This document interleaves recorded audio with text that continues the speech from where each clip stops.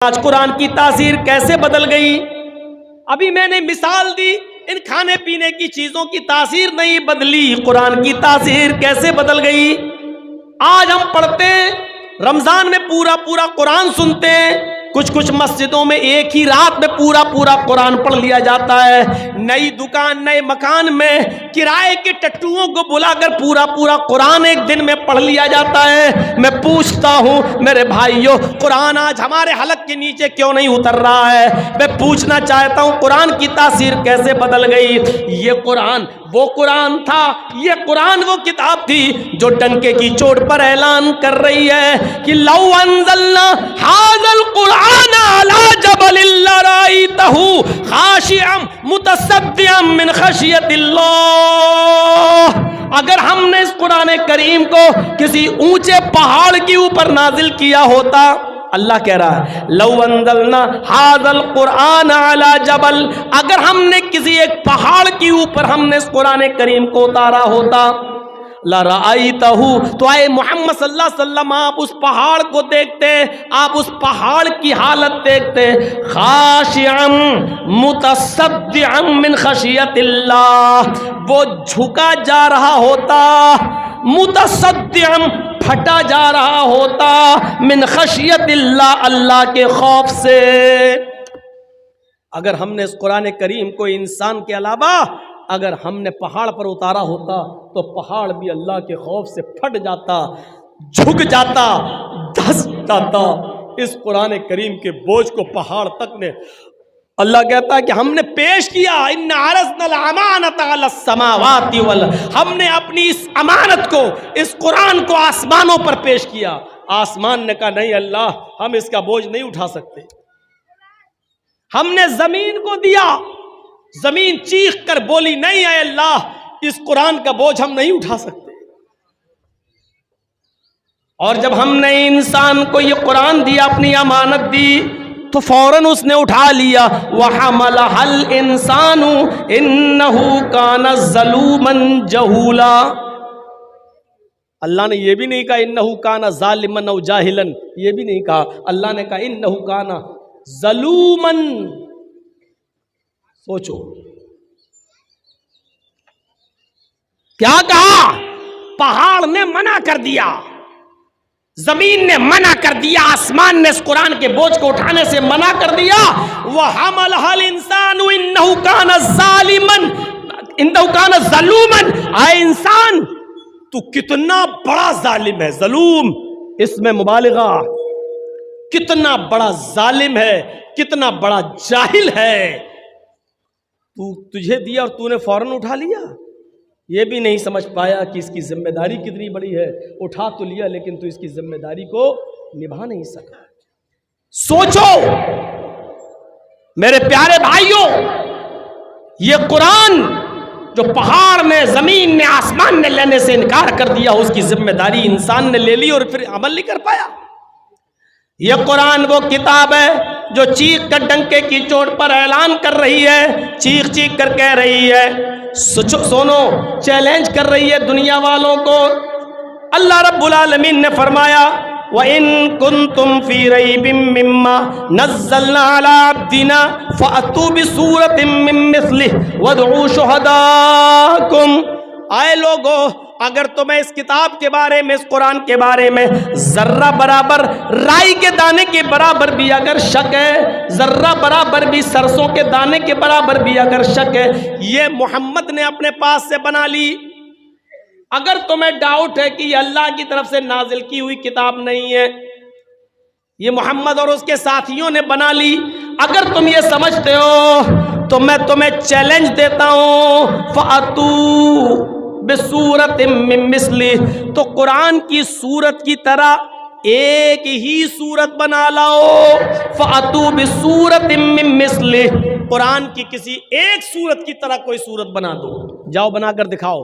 قرآن کا یہ چیلنج 1400 سال پہلے بھی تھا، قرآن کا یہ چیلنج 1400 سال کے بعد آج بھی موجود ہے۔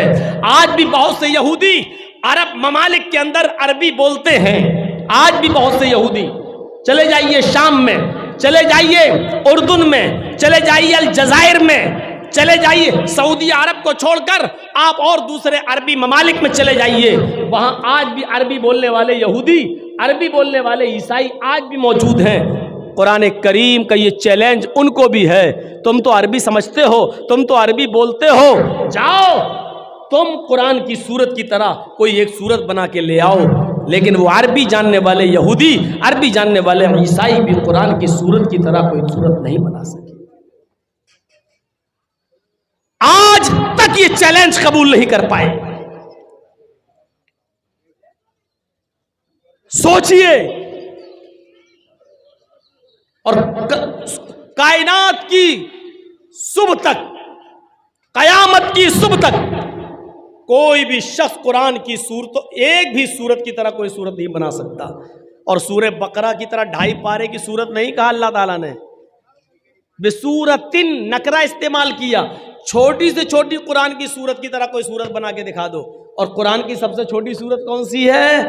اِنَّا أَعْطَيْنَاكَ الْكَوْثَرَ فَصَلِّ لِرَبِّكَ وَانْحَرْ إِنَّ شَانِئَكَ هُوَ الْأَبْتَرُ۔ اللہ چیلنج دے رہا ہے، 2.5 پارے کی صورت سورہ بقرہ کی طرح نہیں، اس صورت اِنَّا أَعْطَيْنَاكَ الْكَوْثَرَ فَصَلِّ لِرَبِّكَ وَانْحَرْ إِنَّ شَانِئَكَ هُوَ الْأَبْتَرُ۔ جاؤ اتنی چھوٹی صورت کی طرح کوئی صورت لے آؤ۔ نہیں لا پائے، آج تک نہیں لا پائے۔ اور ایک بار مقابلہ ہوتا تھا عرب کے اندر، مقابلہ ہوتا تھا شعر و شاعری کا۔ آج کسی شاعر نے کوئی شعر لکھا اور دوسرا شاعر دوسرے دن اس کا جواب میں دوسرا شعر لکھ دیتا تھا۔ اگر اس کا شعر اچھا ہو گیا تو جس کا شعر اچھا ہوتا تھا اس کو ایوارڈ دیا جاتا تھا، اور جس کا شعر کمزور پڑ جاتا تھا اس کو کچھ نہیں ملتا تھا۔ یہ مقابلہ ہوتے ہوتے ہوتے ہوتے ایک دن حسان ابن ثابت خانہ کعبہ میں چلے گئے اور رات کے اندر قرآن کی یہ 3 آیتیں لکھائے، اِنَّا أَعْطَيْنَاكَ الْكَوْثَرَ فَصَلِّ لِرَبِّكَ وَانْحَرْ إِنَّ شَانِئَكَ هُوَ الْأَبْتَرُ، اور نیچے لکھ دیا حسان ابن ثابت، یعنی یہ اشعار، یہ شعر حسان ابن ثابت کے ہیں۔ اب اس سے اچھا کوئی شعر بنا کر دکھاؤ تم۔ اب دوسرے دن جو لوگ آئے کہنے لگے ہیں حسان ابن ثابت نے یہ کون سا شعر بنایا، اِنَّا أَعْطَيْنَاكَ الْكَوْثَرَ فَصَلِّ لِرَبِّكَ وَانْحَرْ إِنَّ شَانِئَكَ هُوَ الْأَبْتَرُ، یہ کیسی شاعری ہے یار؟ پھر کہتے ہیں یار شاعری تو صحیح لگ رہی ہے کیونکہ ہر چیز رے پہ ختم ہو رہی ہے، اِنَّا أَعْطَيْنَاكَ الْكَوْثَرَ فَصَلِّ لِرَبِّكَ وَانْحَرْ إِنَّ شَانِئَكَ هُوَ الْأَبْتَرُ، یار وزن تو صحیح بیٹھ رہا ہے لیکن یہ شعر لگ نہیں رہا ہے، کیونکہ 2 لائن کا ایک شعر ہوتا ہے۔ اگر 2 لائن کا ایک شعر ہوتا ہے تو 4 لائنیں ہونی چاہیے، اس میں 3 ہی لائنیں ہیں۔ اب وہ اس کا جواب میں کوئی شعر بنانا چاہ رہے ہیں تو بن ہی نہیں رہا ہے۔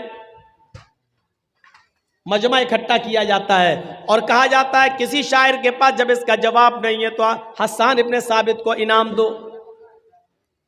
ایک شاعر اٹھتا اور کہتا ہے مجھے 1 دن کی مہلت اور دے دو، 1 رات کی مہلت اور دے دو، کل صبح تک میں اس کا جواب لکھ لوں گا اور کل اس سے اچھا شعر لکھ کے دکھاؤں گا۔ کہا ٹھیک ہے، 24 گھنٹے کی مہلت مل گئی۔ وہ صبح سے شام تک دماغ لگاتا رہا، لیکن جہاں اس کا جواب دینے کی کوشش کرتا خود پھنس جاتا، نہیں اس میں تو ہم پھنس رہے ہیں۔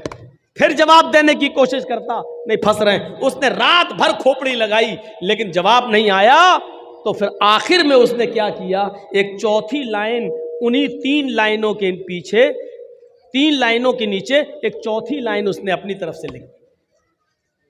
صبح ہو کے جب لوگ آئے پوچھا کہ بولو کچھ کیا، جواب دیا کہ ہاں دیا۔ کہا کیا جواب دیا؟ کہا کہ حسان ابن ثابت کے اشعار کمپلیٹ نہیں تھے، 2 لائن کا ایک شعر ہوتا ہے، وہ 3 لائنیں تھیں، اس لیے میں نے چوتھی لائن بڑھا کر 2 شعر بنا دیے ہیں۔ 2 لائن کا ایک شعر تو 4 لائنوں کے 2 شعر، میں نے چوتھی لائن اپنی طرف سے بڑھا دی جو ناقص تھی، جو کمزور تھی، یعنی وہ اشعار جو حسان ابن ثابت نے بنائے وہ کمزور تھے، میں نے اس کو مکمل کر دیا۔ جب لوگ اندر جاتے ہیں تو کیا دیکھتے ہیں، اِنَّا أَعْطَيْنَاكَ الْكَوْثَرَ فَصَلِّ لِرَبِّكَ وَانْحَرْ إِنَّ شَانِئَكَ هُوَ الْأَبْتَرُ، تو اپنی جگہ پر لکھا ہے، لیکن اس شاعر نے حسان ابن ثابت کے ان 3 اشعار کے نیچے جو لائن بڑھائی تھی اس میں اس نے اپنی کمزوری کا اعتراف کیا تھا۔